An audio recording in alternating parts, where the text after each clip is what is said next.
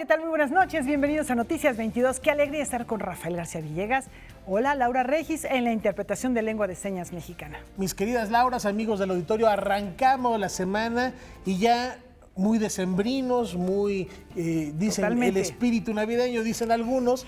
Como pueden ver a nuestras espaldas, tenemos un clásico de la época, ya las imágenes del Cascanueces. Más adelante les vamos a dar la información del regreso de esta obra monumental de Piotr Ilich Tchaikovsky al Auditorio Nacional. Y ahí estamos viendo algunos instantes, algunos momentos que han marcado a tantas y tantas generaciones. Efectivamente, ya se acerca esta serie de celebraciones y ahí está Tchaikovsky con su gran ballet en 2 actos, creado a fines del siglo XIX, como pues todas sus obras prácticamente, una obra por encargo que tiene la coreografía de el gran también, Marius Petipa, una historia fantástica, tiene unos pasajes muy, muy bellos y por eso se ha vuelto un clásico. Viene, bueno, su origen está en los cuentos de Hoffmann. Y que forman parte ya de la memoria colectiva, tanto visual como musicalmente, y qué mejor manera de refrendarlo que en esta época. Ya más adelante platicaremos al respecto. Por lo pronto continuamos con los balances de cierre de año, mi querida Laura. Y este tiene que ver con nuestras lenguas originarias.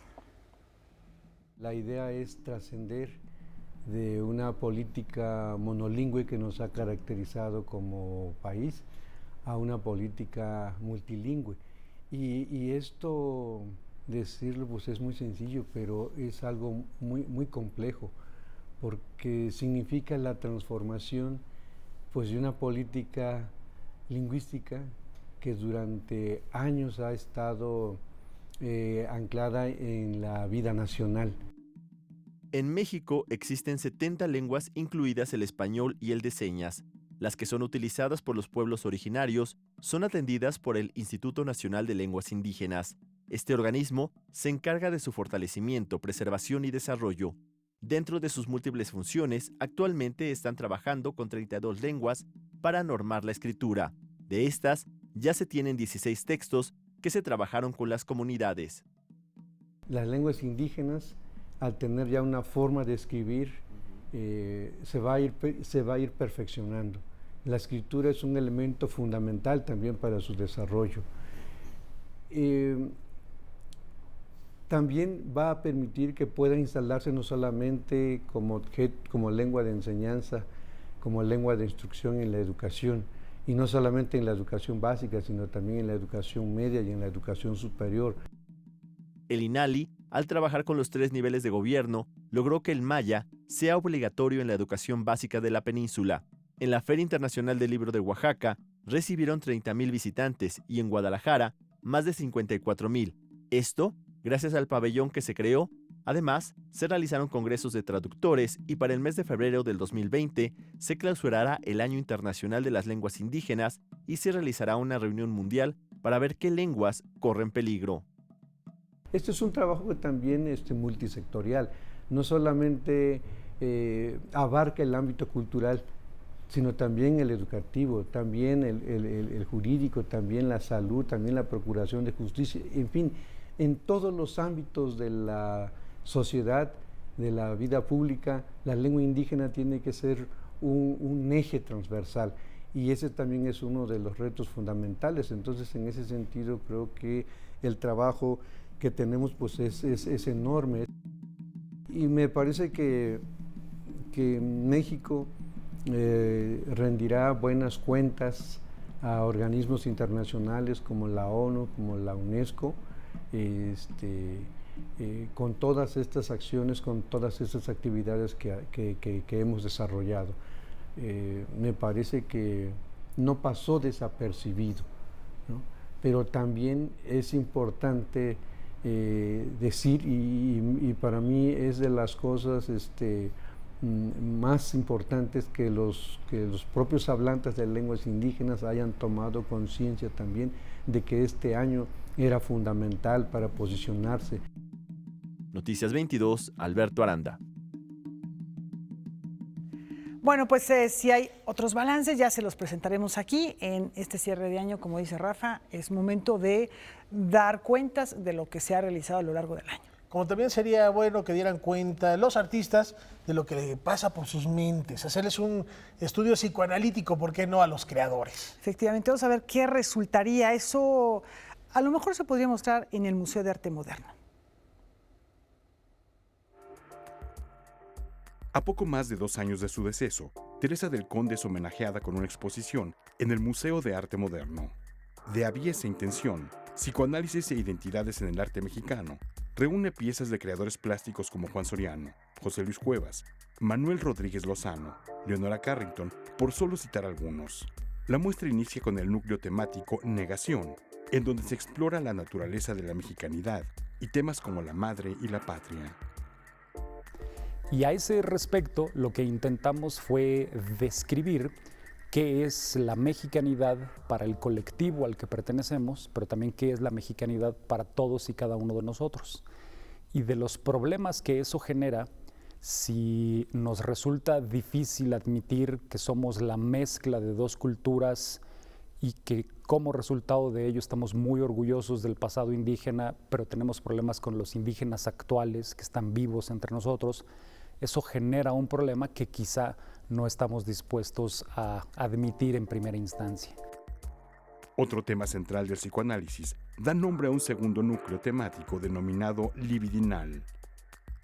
El siguiente de los núcleos, que se llama libidinal, explora ya no la identidad colectiva, sino la individual.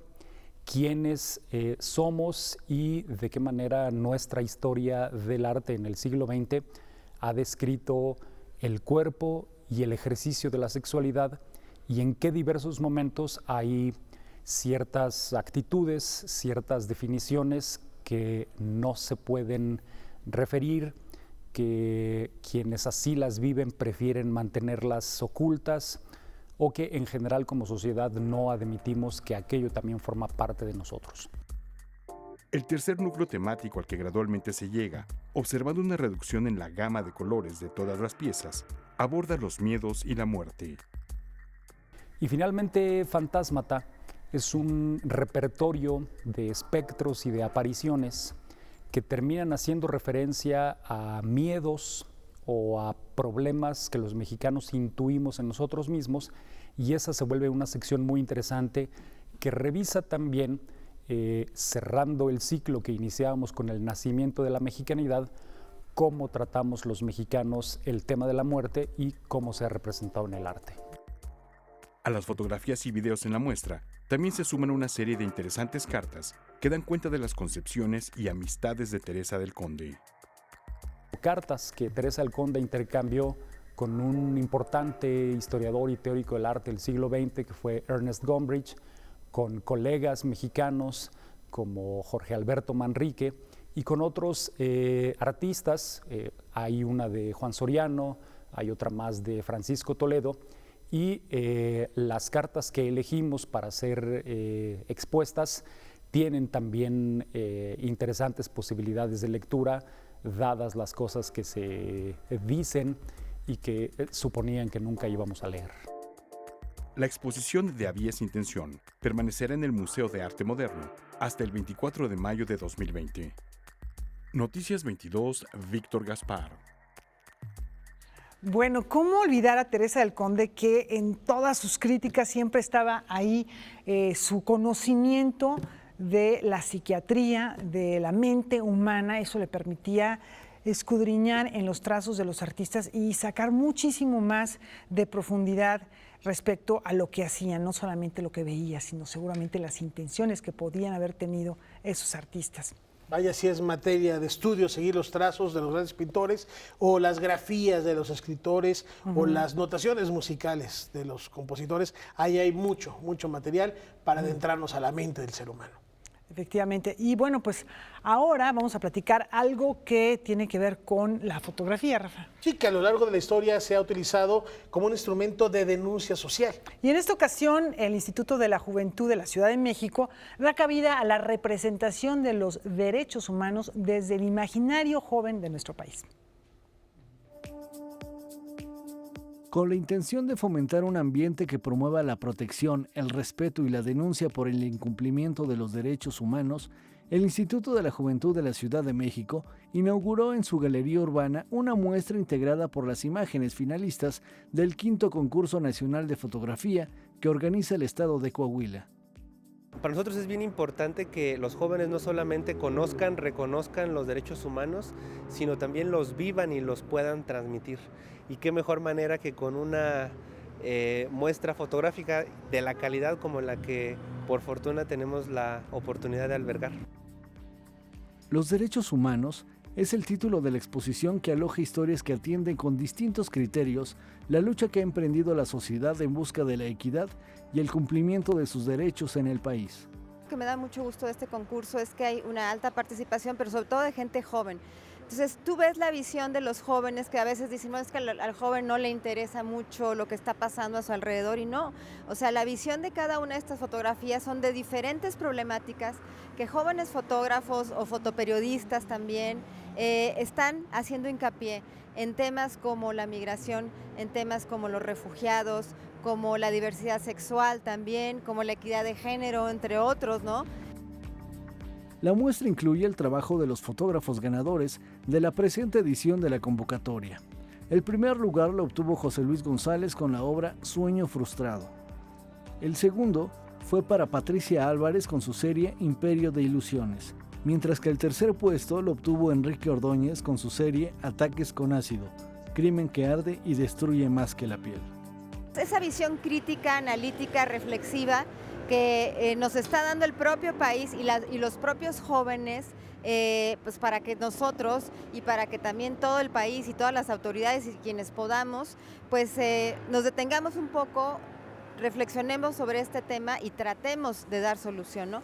No todas las fotografías son denuncias, también hay casos en los que son resultados exitosos, en donde los derechos humanos que habían sido vulnerados de alguna manera, pues lograron ser restituidos, lograron ser equilibrados, lograron ser rescatados, ¿no?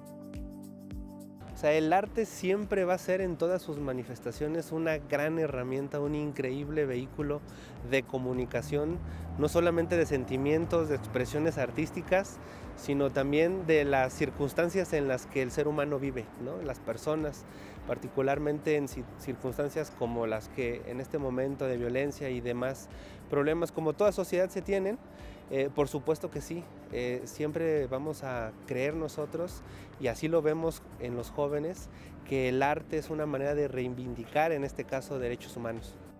Noticias 22, Óscar Cortés. Bueno, pues ahí está la manera en que muchos jóvenes ven el ejercicio o la práctica de los derechos humanos. Y la reflexión para ponerlos en práctica, y qué mejor que desde la voz de las nuevas generaciones. Vamos a hacer una brevísima pausa, tenemos mucho más aquí en Noticias 22.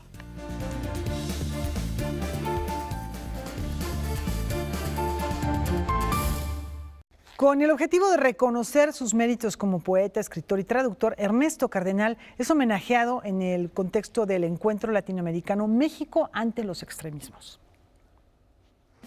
El poeta, sacerdote y activista Ernesto Cardenal recibió un homenaje por el Gobierno de México durante el encuentro latinoamericano México ante los extremismos, el valor de la cultura ante el odio.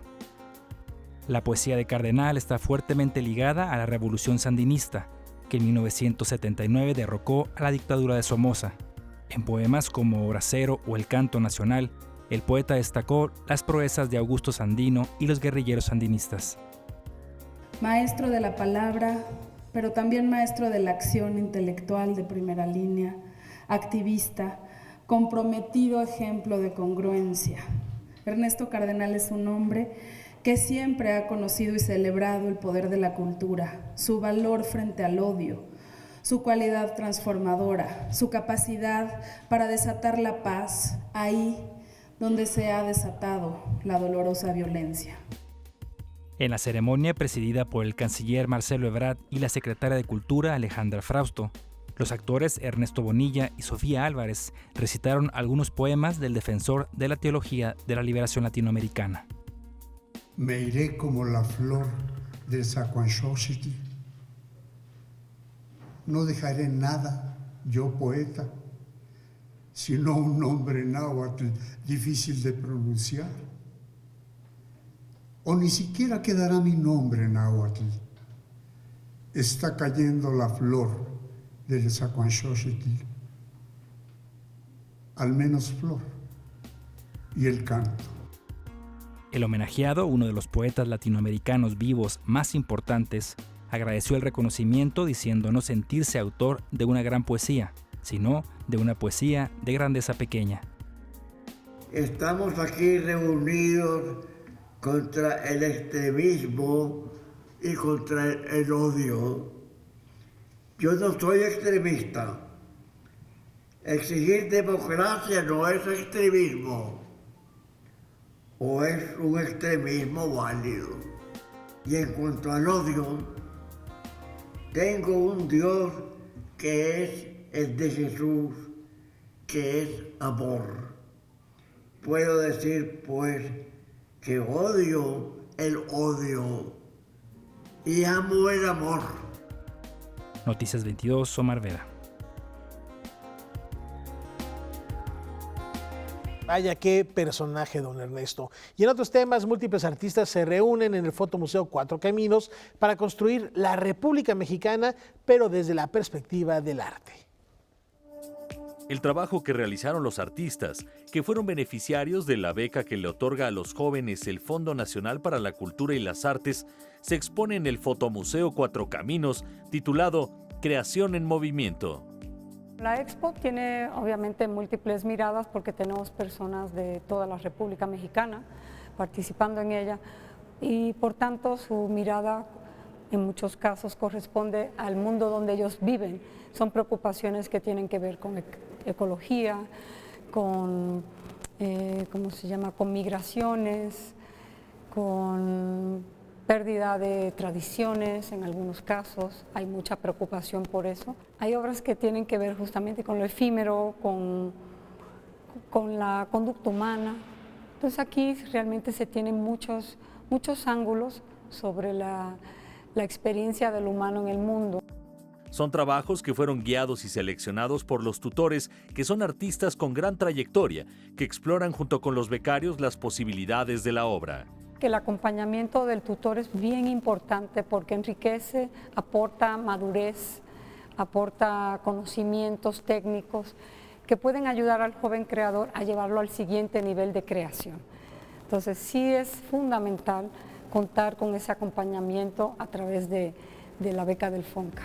La muestra integra la obra de 53 artistas que a través de 221 piezas innovan en gran variedad de disciplinas, técnicas y formatos. Es importante que vean esta muestra porque es una oportunidad única de ver, ahora sí, una representación de toda la República. Aquí están las nuevas voces de la creación de México.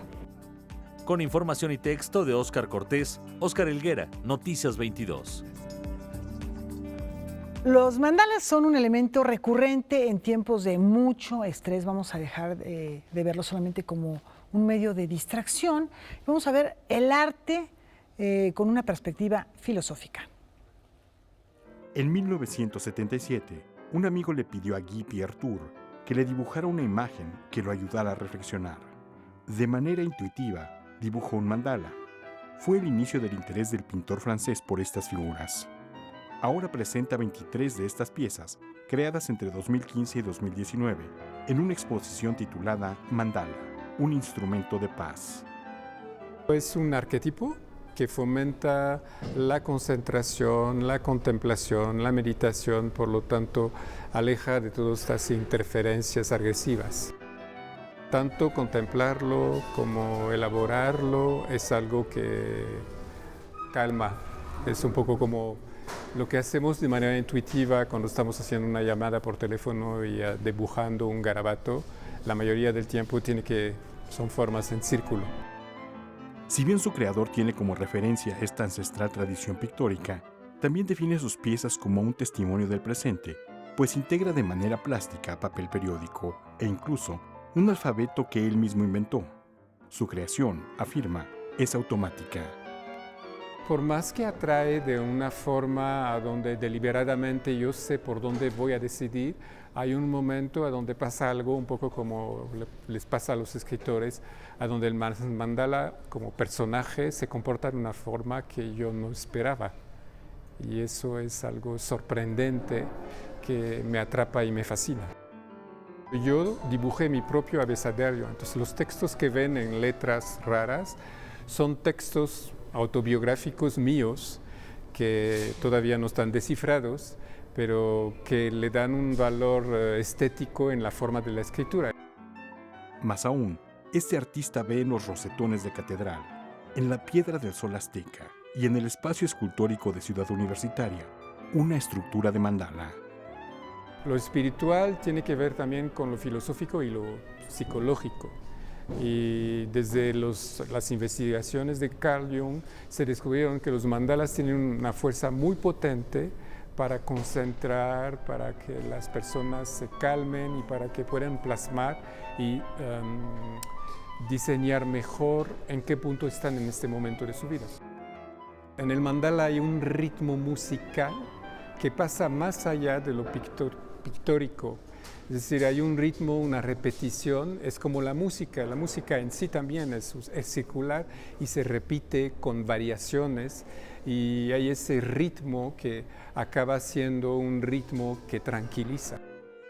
Mandala, instrumento de paz, se exhibe en la Casa Nuestra, antigua sede del Senado, Jicotencatl 9, Centro Histórico de la Ciudad de México. Noticias 22, Víctor Gaspar. Y seguimos con Mandala, porque me está diciendo el productor, manda la nota que sigue. En búsqueda de reducir las brechas generacionales, ahora vamos a descubrir cómo se impulsa ese cuidado a través del huehue. ¿De qué se trata? Dos generaciones, una mayor y otra joven, dialogaron en torno al bordado tradicional y artes textiles en la charla Tramas, Herencia e Identidad. Dos grandes maestros del tejido, Juliana Marta Cernas, bordadora zapoteca de San Antonio, Oaxaca, y el joven artesano mazahua proveniente del Estado de México, Jean Cristian Mata Ferrer. El dibujo, pues yo lo aprendí a los 14 años, ¿no? Porque es un dibujo que se va plasmando a mano y que va saliendo de nuestro corazón, ¿no? ¿Sí? Cómo vemos la vida, cómo vemos ese mundo que nos rodea. Entonces ahí va plasmándose en cada ropa, en cada prenda que hagamos. El día que ya no les demos a nuestras generaciones esta herencia cultural, pues nos acabamos como pueblo, como cultura, ¿no? Yo pienso que se acabaría San Antonino Castillo Velasco, ¿no? ¿Por qué? Porque pues ahí se acabó. Creo que como jóvenes ya ahorita es una perspectiva más de identidad, no tanto de una herencia, de que tienes que aprender, tienes que hacerlo porque no tienes de otra.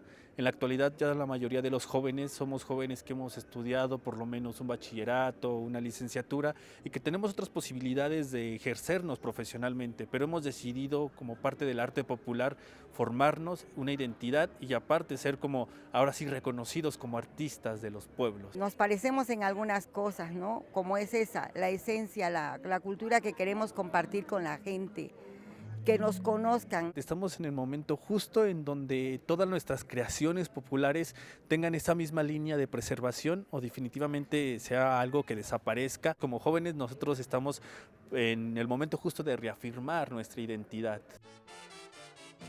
La charla fue parte del ciclo Huehue, Diálogos a través del tiempo, una iniciativa de la Secretaría de Cultura y el Colegio Nacional en el que se han dado cita personajes del ámbito cultural, científico, político y social de México, con el propósito de reducir las brechas generacionales y enriquecer el diálogo en nuestro país.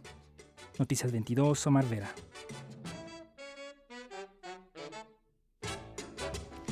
Bueno, pues vamos a una pausa. Antes una recomendación. De verdad, siempre les decimos que no se lo pierdan. Ahora especialmente yo no me lo voy a perder, que trato de verlos, pero esto está buenísimo porque Bellas Artes estuvo, como ustedes saben, en el ojo del huracán después de la polémica del famoso cuadro de Emiliano Zapata. Y Javier Aranda Luna ahora va a hablar sobre este tema. Se va a poner muy bien. Ahí hay otra imagen, pero no sé. Esa no fue la de la polémica. Ustedes ya saben cuál es. ¿Censura o no censura? ¿Qué está pasando? La obra ahí sigue, causó mucho revuelo y vamos a ver cómo se debate el tema esta noche con Javier Aranda Luna. Volvemos.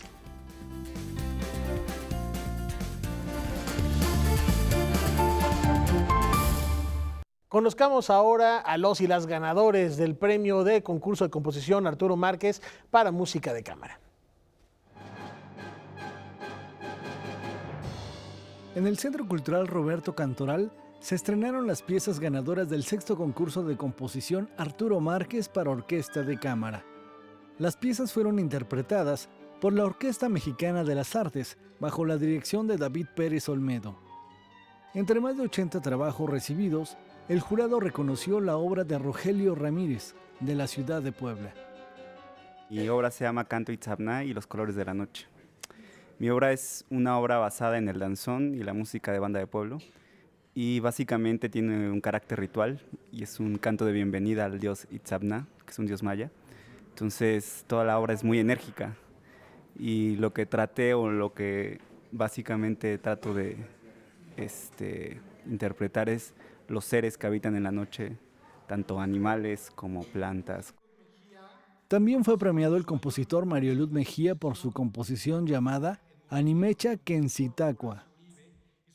Mi composición está basada en la pirecua michoacana como pilar, pero también utiliza elementos del sonecito michoacano y de la bajeña michoacana.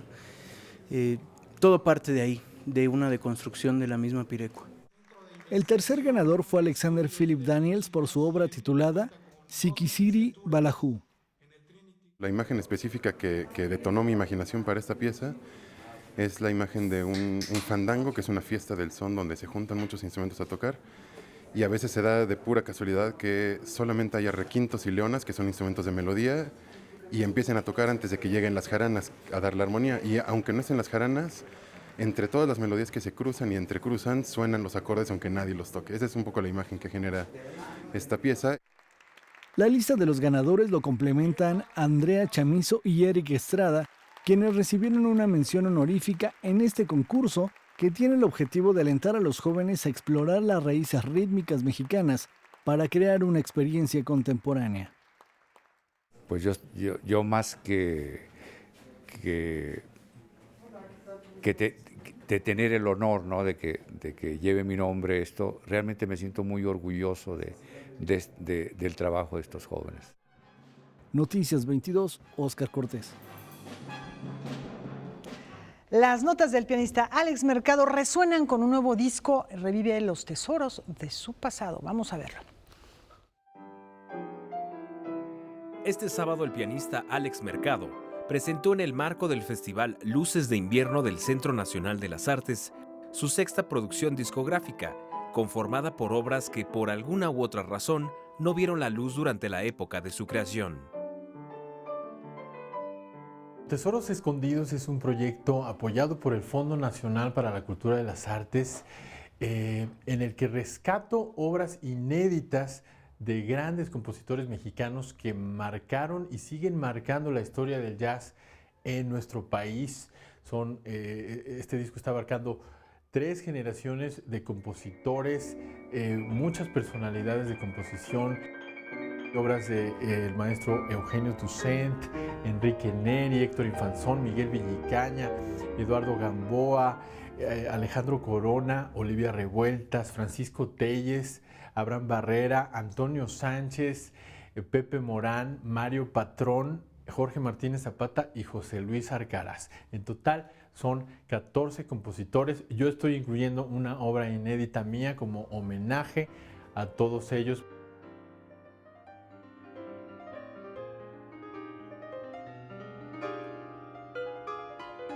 Desde enero comienzo esta etapa de recopilación de las obras, investigación. Me acerco con cada uno de los compositores o bien las familias de los compositores para que me indiquen cuál es la obra que no alcanzó a grabar el compositor en vida. En el caso de nuestros contemporáneos, pues cuál obra es la que ellos consideran que debe estar en este disco.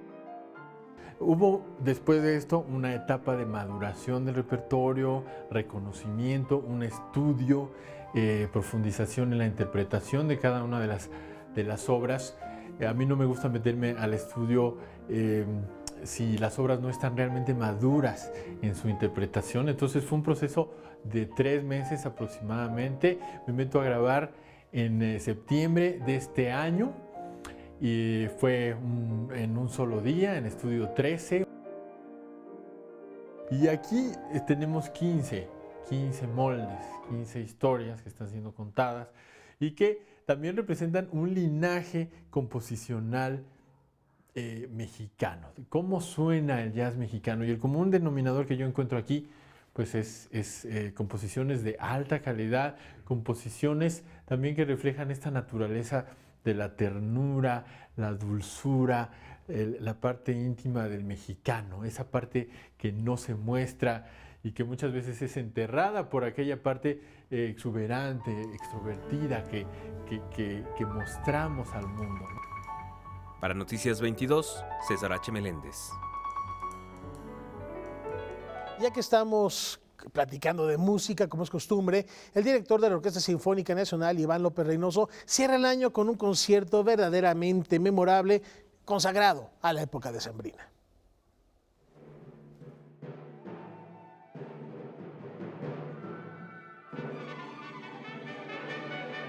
La batuta de Iván López Reynoso no descansa. El joven guanajuatense cierra el 2019 dirigiendo a la Orquesta Sinfónica Nacional, luego de 12 meses de intensa actividad artística, durante los que fue nombrado director asociado de la Orquesta Filarmónica de la UNAM y estuvo a cargo de la clausura del Festival Cervantino bajo el cobijo de Javier Camarena. Ha sido un año muy intenso, como bien dices tú, he tenido la fortuna de estar en foros que no me esperaba yo presentar, como en Oman, en la Royal Opera de Muscat. Hice mi debut en Sudamérica, volví a dirigir en Italia, volví a dirigir en España. Ha sido un año de los más satisfactorios de mi carrera, perfilando ya el 2020 también, que son justo los 10 años de mi debut como director, serán mis 10 años de carrera el año próximo. Este fin de semana el director se presentó al frente de la Orquesta Sinfónica Nacional, que ofreció su ya tradicional concierto navideño en compañía del grupo vocal Solistas Ensamble de Bellas Artes. No es el típico concierto navideño en donde vas a escuchar lo mismo de siempre. A mí me parece que ese es la particular, digámoslo así, el particular atractivo de este fin de semana, que vamos a ver el Oratorio de Navidad de Bach, bastantes números, 7 selecciones del Oratorio de Navidad de Bach, que es una obra grandilocuente, complicadísima, históricamente muy importante también para el repertorio musical y para el mismo Bach. Fue una obra muy querida, fue de sus grandísimas partituras y no es tampoco nada fácil hacerla. Y me gusta que además hay 2 obras que salen un poco de la cotidianeidad también, las 2 estampas de Juan Duarte, las estampas navideñas mexicanas y las estampas navideñas latinoamericanas, que son una suerte de popurrís de distintos villancicos, no los más populares, pero sí villancicos muy característicos, tradicionales. Vamos a ver música de Cuba, vamos a ver música de Bolivia, de Perú, México obviamente. Iván López Reynoso también formará parte de la temporada de El Cascanueces, dirigiendo a la Orquesta del Teatro de Bellas Artes en colaboración con la Compañía Nacional de Danza. Buena relación con el material dancístico también, pero acompañar ballet es desde luego un reto muy importante, porque el director no acompaña música, acompaña movimiento. Y ahí es la particular dificultad del género, ¿no? Que no es una partitura necesariamente sencilla, aparentemente lo es porque es muy famosa, pero no es de sencilla ejecución. Es una partitura que tiene momentos demandantes bastante intensos para la orquesta, no deja de tocar, a diferencia de la ópera, que tiene momentos donde hay un acompañamiento tal vez un poco más sutil, un poco más transparente, menos presente. El ballet es protagonista todo el tiempo, la orquesta es la que va narrando la historia. Para Noticias 22, César H. Meléndez. Bueno, ya les adelantamos hace un ratito, con aproximadamente 150 artistas en escena, el Cascanueces reluce en el Auditorio Nacional.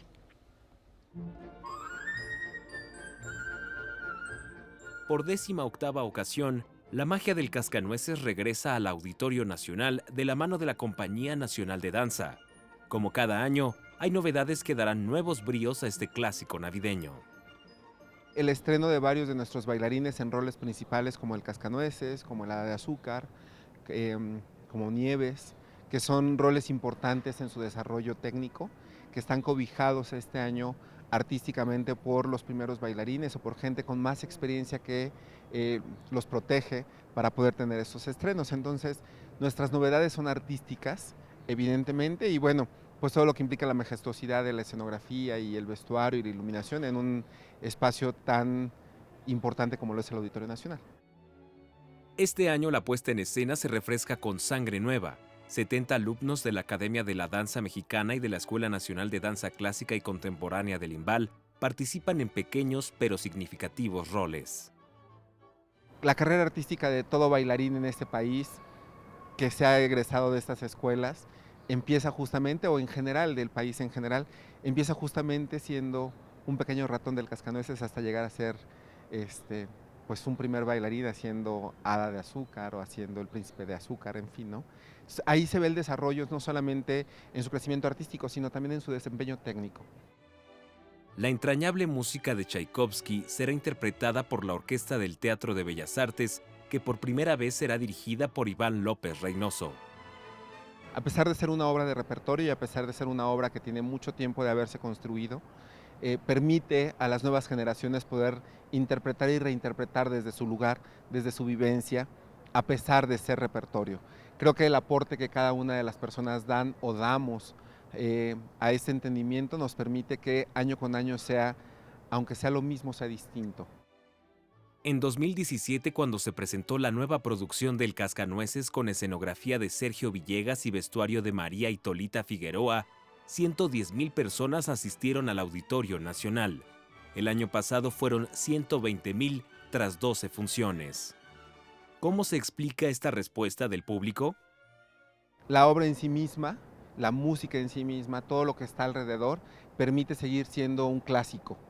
Y desde ese lugar la gente lo aprecia. Es decir, quienes lo vienen a ver sí quedan con una gran ilusión o con un gran deseo o con un gran gusto de poder repetir la experiencia. Pues los invitamos a que vivan la experiencia del Cascanueces 2019 aquí en el Auditorio Nacional, del 18 al 23 de diciembre. Las puertas están abiertas para que el espíritu navideño nos llegue a todos un año más.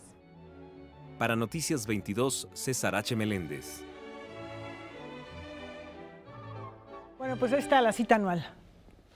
¿No? ¿No vas? A los que no lo han visto, que hacer una vuelta. No, o sea, siempre hay alguien a quien invitar, ¿no? Además, ya lo vimos. Hay que celebrar, no, y además es fascinante escuchar música en vivo y ver el talento que tienen los bailarines de la Compañía Nacional de Danza.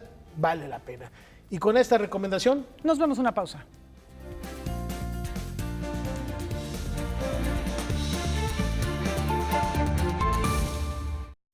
Es lunes de reporteros y reza el adagio: la basura de unos puede ser el tesoro de otros. Y hoy queda manifiesto con esta propuesta que nos trae Omar.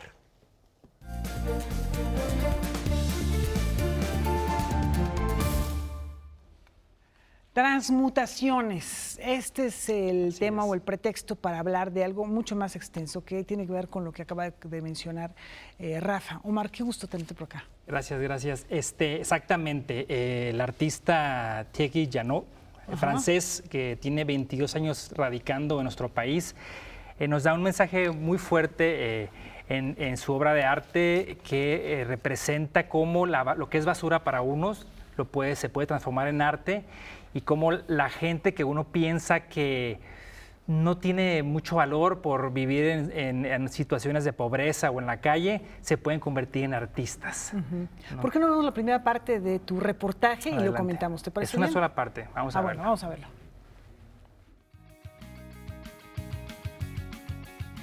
Desde 2005, el artista francés radicado en México, Thierry Janot, diseña piezas de arte con diversos materiales, incluyendo PET y otros plásticos. Actualmente, su equipo de trabajo está compuesto por antiguos pepenadores de la zona de la Merced de la Ciudad de México. Este trabajo con el PET al final llevó más de 10 años que hice las primeras piezas. Entonces empecé a tener exposiciones, a mover algunas piezas, a vender, a tener un coleccionista que me compró uno, etc. Pero trabajaba en condiciones muy distintas. En general tenía 2, 3 estudiantes que venían a hacer una práctica en mi taller y que me ayudaban a producir estas piezas. Recorriendo las calles de esta zona marginada, observó no solo el desperdicio y la contaminación generada por las botellas de plástico, sino también a la gente y sus condiciones de vida, por lo que buscó congruencia con su trabajo. En 2015 comenzó a dar talleres de arte a un grupo de personas en situación de calle.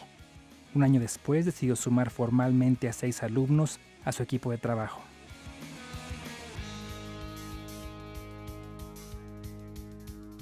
Digamos, después de 1 año y medio, 2 años, empecé a querer como hacer más proyectos. Entonces me surgió la idea de abrir mi mundo de artista, diseñador a esta población, es decir, de integrarlos en mi taller, en un taller así productivo, donde yo como artista tengo que hacer una exposición, producir unas piezas para un cliente privado, para un museo, y es lo que hicimos. Silvia, Fabiola, José Luis, Miguel, Reina, Lilia, ya son los 6 del grupo, y yo, el Terry, como dicen, Terry, se le cuesta el Thierry. Silvia Hernández, de 65 años, trabajó por más de 14 años pepenando botellas de PET en el centro de la ciudad. Por cada kilo que juntaba, el equivalente a 35 botellas, le pagaban 4 pesos. Pues tiene uno que andar pues, en las calles, calle por calle, viendo, llegando a los puntos de los basureros. Hay que abrir bolsas, ver y todo. Ya después pues ir separando los materiales, cuál es uno, cuál es el otro. De 4 de la tarde a 4 de la mañana, 3 de la mañana eran mis horas de trabajo. En esta zona, lo que es la Lagunilla, Tepito, todo el eje del, llegando hasta Fray Servando, todos esos lugares yo los caminaba de noche. José Luis Rivera vivió por más de 10 años en situación de calle, bajo severas condiciones de drogadicción y alcoholismo. Antes yo andaba mucho vagando en las calles, andaba en la adicción, andaba pues perdido en lo que era la vagancia, la drogadicción. Andaba yo ya no como antes, haciéndole daño a la gente, ¿no?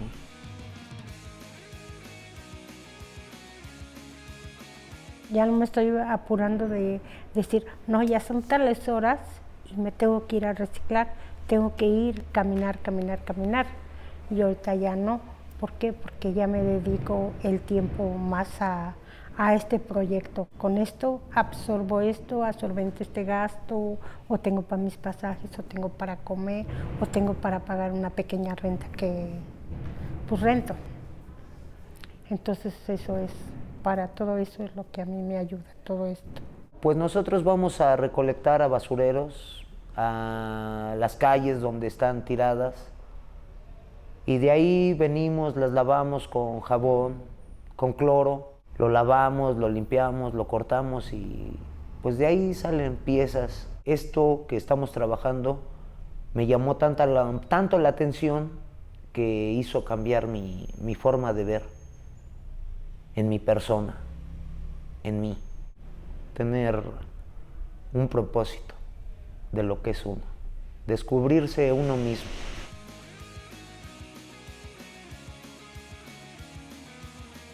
Yo creo que el valor está en muchas otras cosas, pero no en la apariencia, porque lo vemos. Estoy trabajando piezas, estamos trabajando un candelabro, digamos, barroco, que representa la opulencia, que representa el lujo, y al final son pedazos de plástico recogidos de la calle y recogidos por gente en situaciones difíciles, invisibles.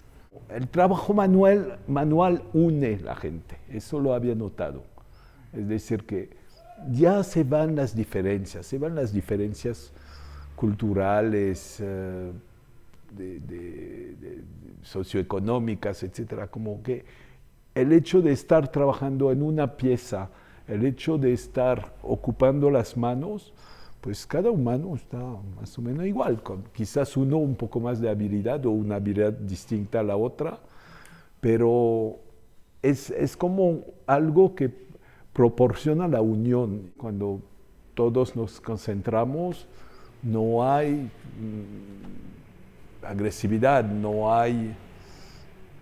Es bien lindo observar eso. Es como tiene algo meditativo quizás, ¿no? De calmar la mente, ¿no? Las piezas se han exhibido en el Museo de Artes Decorativas y Arte Moderno de Viena, Austria, en el Museo Franz Mayer, y actualmente se exponen en la Sinagoga Histórica Justo Sierra, en el centro histórico de la ciudad. Me gusta mucho porque me gustan mucho las combinaciones, me gusta mucho estar transformando una botella en una flor, en una hoja.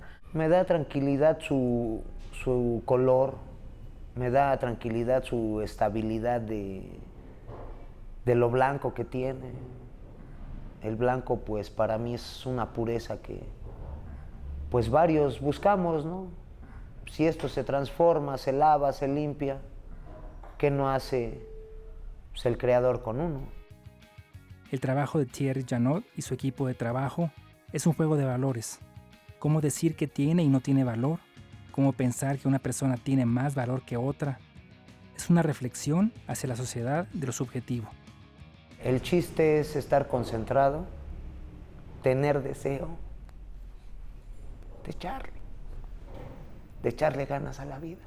Yo me siento contenta, me siento con mucha alegría de poder poner un granito de arena para la sociedad. ¿Por qué? Porque así decimos, no, pues una botella menos que haya en las calles, creo que es mejor. ¿Por qué? Porque aprendemos a que lo que hay tirado en la calle se pueda recoger, pueda estar las calles mucho mejor, más limpias.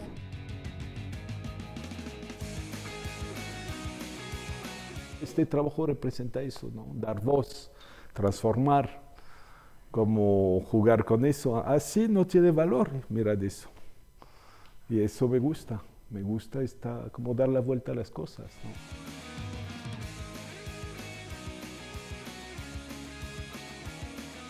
Vaya, pues qué sorprendentes obras. Yo estaba pensando con tu reportaje, Omar, primero pensé en el objeto encontrado, en el ready-made de principios del siglo XX, de Duchamp con su famosa fuente, o el arte povera italiano, que tiene otros representantes en otros países, en Alemania, de los años 60, pero esto ya es más que rescatar ya sea o el valor del material por sí mismo, o decir un statement, una declaración de que yo soy artista y por lo tanto esto es arte.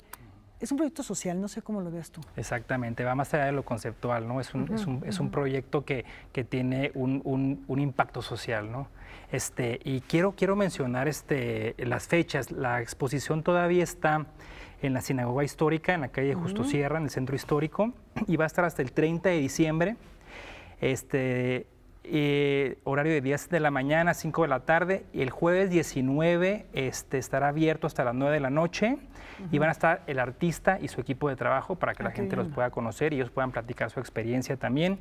Y el domingo 29 va a haber un concierto celebrando Hanukkah, la fiesta de las luces. Sí. Es una sinagoga que todavía está sirviendo como templo, como culto, y va a haber música sefardí. Ah, bueno, no. Exacto, pues a las 6 de la tarde.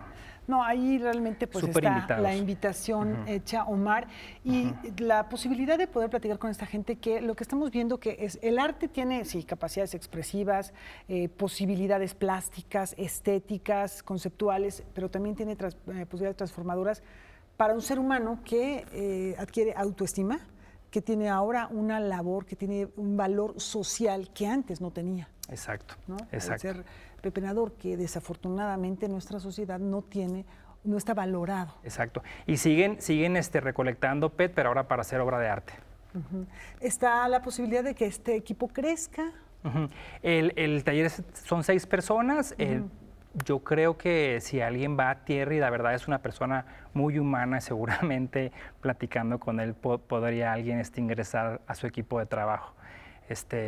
Vale la pena irlo a ver y ver cómo este material que damos por sentado y lo tiramos, es un material que se puede hacer muchas cosas. Me decía Thierry, el PET es un material súper resistente, súper manuable, y la gente lo usa y lo tira sin pensar que es un material con muchas propiedades también.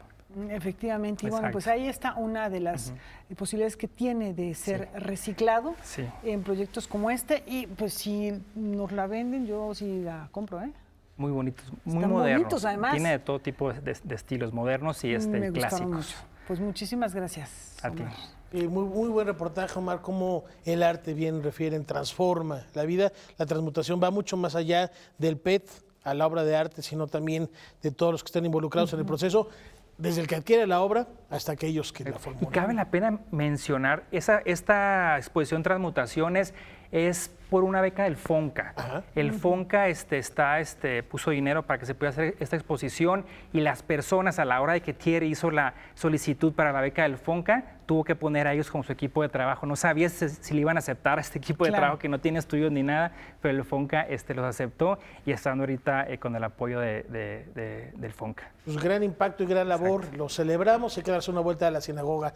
Y nos vamos a despedir, como es costumbre, con música. 2020 será el año de Ludwig van Beethoven, porque se cumplen 250 de su natalicio, exactamente un día como hoy. Hoy se cumplen 249, y por eso recordamos al genio de Bonn, Alemania, uno de los músicos más célebres que alcanzó la transición del clasicismo al romanticismo, volviéndose a la cúspide del mismo. Esta es la 7ª sinfonía, y la invitación a que nos acompañen mañana en el horario de costumbre. Muchas gracias. Buenas noches.